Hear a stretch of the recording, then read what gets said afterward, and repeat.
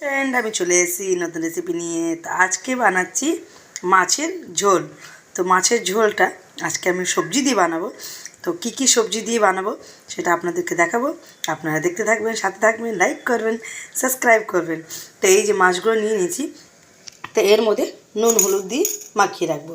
তো এই যে হলুদ দিলাম, আর সবজিগুলো আমি রান্না করে করে দেখাবো। তো এই যে, তো এটাকে ভালো করে মাখিয়ে মাছটাকে চলুন ভেজে নিই। তো এই যে ভালো করে মাখিয়ে নিয়েছি। তো চলুন মাছটাকে ভেজে নিই আমি। তো এই যে কড়াটা বসিয়ে দিয়েছি। তো কড়াটা একটু গরম হয়ে যায়, তো জলটাকে ফেলে দেবো। এই যে অনেকটা জল আছে কড়ার মধ্যে, তো এরকম করে ফেলে দিই। এই যে কড়াটা তেলটা দেবো। এই যে তেলটা দিয়েছি, তো তেলটা একটু বেশিই লাগবে, কেন মাছ ভাজবো বলে।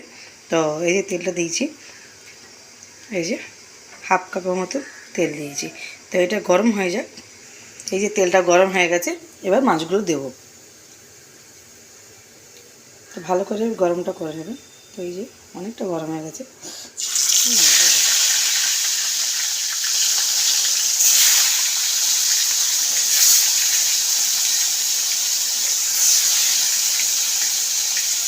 আমি একসাথে অনেকগুলো মাছ দিয়ে দেবো। সেটা ভেজে নিই। প্রথমে মাছগুলো দেখে নিই এক পাশে হয়ে গেছে নাকি।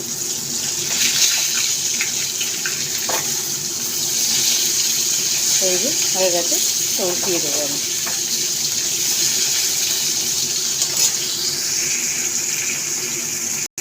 তো এই যে মাছগুলো ভাজা হয়ে গেছে, তো দেখতে পাচ্ছেন কত সুন্দর করে ভাজা আছে, কড়া কড়া। তো এবার চলুন সবজি কী কী দিই আমি দেখিয়ে দিই। তো সবজি এই আছে, এটা হচ্ছে আলু, তার সাথে গাজর, এটা হচ্ছে লাল গাজর মানে বিট, তা হচ্ছে এটা ওলকপি। তো ওলকপি দিয়ে আজকে ঝোল বানাচ্ছি। তার সাথে কাঁচা টমেটো আছে আর লাল টমেটো। তো এটা দিয়ে ঝোল বানাবো। তো চলুন আরম্ভ করি ঝোলটা বানানো। মাছটাও ভাজা হয়ে গেছে আমার। এই যে মাছগুলো বের করে নিই।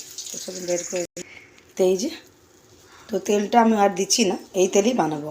তো এই গোটা জিরে দিলাম, তার সাথে আমি সবজিগুলো দিয়ে দেবো। এই যে আলু, গাজর আর ওলকপি দিয়ে এটাকে একটু ভাজবো। সেরকম করে একটু ভেজে নিই। তো বেশি ভাজবো না, হালকা করে ভাজবো এটা। তো এই যে আপনাকে বলেইছিলাম বেশি ভাজবো না বলে, এই যে এতটাই ভাজা হবে। এর সাথে একটুখানি আমি কালো জিরে দেবো। তো অল্প করে আমি এই যে কালো জিরে, এবার মশলাগুলো দেবো। হলুদ গুঁড়ো, তার সাথে জিরে হবে 2 চামচ দেবো, ধনে গুঁড়ো বেশি দিতে লাগবে না, 1.5 চামচের মতো দেবো। তার সাথে লঙ্কার গুঁড়ো। তো লঙ্কার গুঁড়ো আপনি আপনার অনুযায়ী দেবেন ঝালটা। আমি একটুখানি হাফ চামচের মতন দিলাম। তো এটাকে ভালো করে কষিয়ে নিতে হবে। এইটা ভালো করে কষাতে হবে। তো এর মধ্যে নুনটাও দিয়ে দেবো। নুনটাও আপনি আপনার অনুযায়ী দেবেন। তো আমি ঝোল বানাচ্ছি বলে একটু নুনটা বেশিই লাগবে। এই যে এবার টমেটো দিয়ে দেবো। এটাকে ভালো করে এবার কষে নিতে হয়। তো যতক্ষণ গন্ধ না বেরোয়, কেন আদা রসুন তো নেই, ওই জন্যে আদা রসুনের গন্ধটা তো পাবেন না, কিন্তু মশলা একটা গন্ধ আছে। তো ওই গন্ধটা বেরোলেই আমি এটা দেবো, জল দেবো। তো এটা একটু কষা হোক ভালো করে।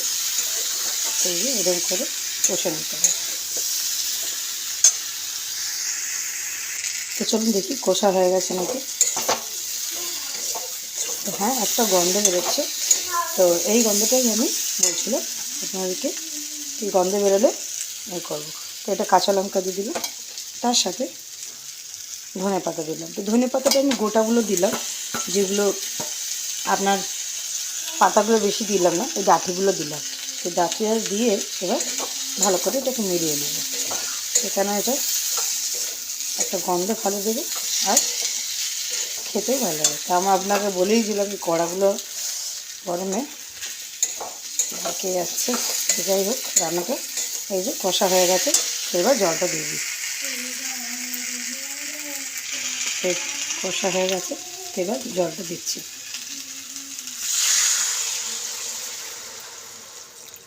তো ওলকপির ঝোলটা খেলে মাছের দিয়ে মাছ দিয়ে খুবই ভালো হয় আর উপকারও হয়। তো ওলকপি তো সবসময় পাওয়া যায় না, শীতকালে একটু বেশি পাওয়া যায়। তো এই ওলকপিটা শীতকালে খাওয়াটা খুব দরকার। তো এমনি খেলে খাওয়া যায় না, তো ঝোলের সাথে খেলে আপনি ভালোও লাগবে খেতে, আর চচ্চড়ির সাথেও ভালো লাগে, বাট ঝোলে দিয়ে খেলে অনেক উপকার। তো এটা ফুটে যাক। তো এই যে ঝোলগুলো ফুটে গেছে, তো দেখতেই পাচ্ছেন। তো এইবারে মাছগুলো দিয়ে দেবো।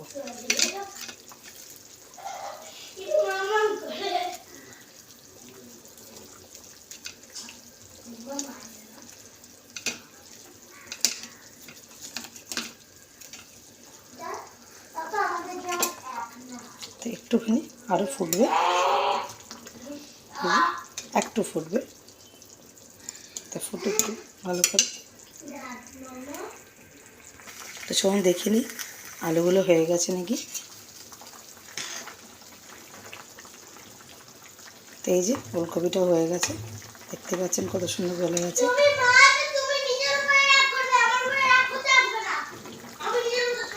এবার আলুটাও গলে গেছে, তো হয়েই গেছে। এবার নামিয়ে দেব। তার আগে আছে ধনে পাতা,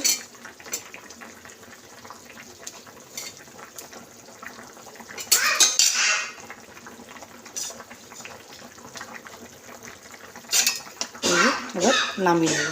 তো চলুন নামিয়ে নিই। তো নামানোটা আর দেখাবো না, ব্যাস এখান দিয়েই এন্ড হয়ে গেছে। তো টাটা, বাই বাই। এই যে বন্ধ করে দিলাম গ্যাসটা। তো আমার রান্না ফিনিশ। Tata, bye bye.